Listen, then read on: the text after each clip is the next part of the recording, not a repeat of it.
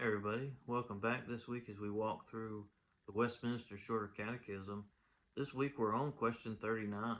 We've reached kind of a milestone at this point, and so I want to take a minute to go back to the beginning, to question 1, which says, what is the chief end of man? And in that we talked about how man's chief end is to glorify God and to enjoy Him forever. We then went on to question 2, which said, what rule has God given to direct us how we may glorify God and enjoy Him forever? And in that answer, we learned that it's the scriptures that principally teach is the Old and New Testament, the only rule that is given to direct us how we are to glorify and to enjoy Him. And then in the third week, we went to question 3, which says, what do the scriptures principally teach?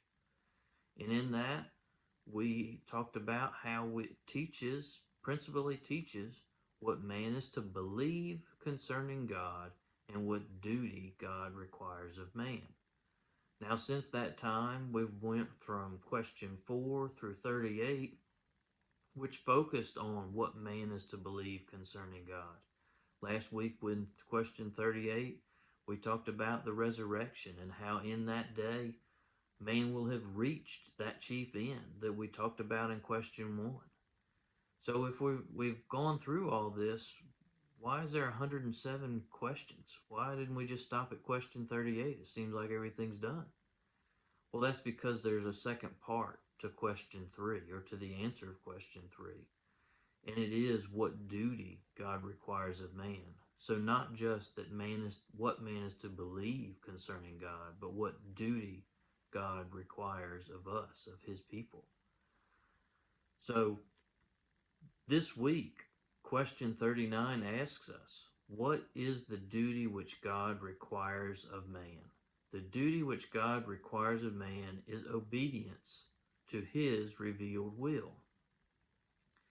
So we have been talking about faith, and now we are talking about obedience. We must remember that in this, from question 3, it doesn't say what man is to believe concerning God or what duty God requires of man. It's and. They both have to be true. They never can be separated in the life of a Christian. They have to remain together because there's no true faith without obedience, and there's no real obedience without faith. To look at this, I think we take ourselves to Scripture, what we are supposed to be using, what this catechism is rooted from, is the Bible. So let's look at Scripture. It says, Hebrews chapter 11, verse 6, and without faith it is impossible to please Him, for whoever would draw near to God must believe that He exists, and that He rewards those who seek Him. It says, without faith it is impossible to please Him. James chapter 2, verse 22, you see that faith was active along with works, and faith was completed by His works. So faith without obedience is dead. Now, we also must remember that we're saved by faith alone. That's it. We're saved by faith alone. But in that faith, we will seek to obey God. We will seek His obedience. We will seek our chief end. We will seek to glorify Him, to enjoy Him forever. But what does this obedience mean?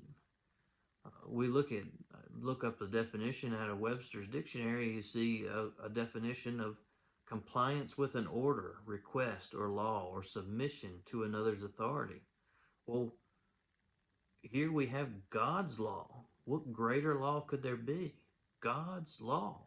He is the authority, the ultimate authority over all.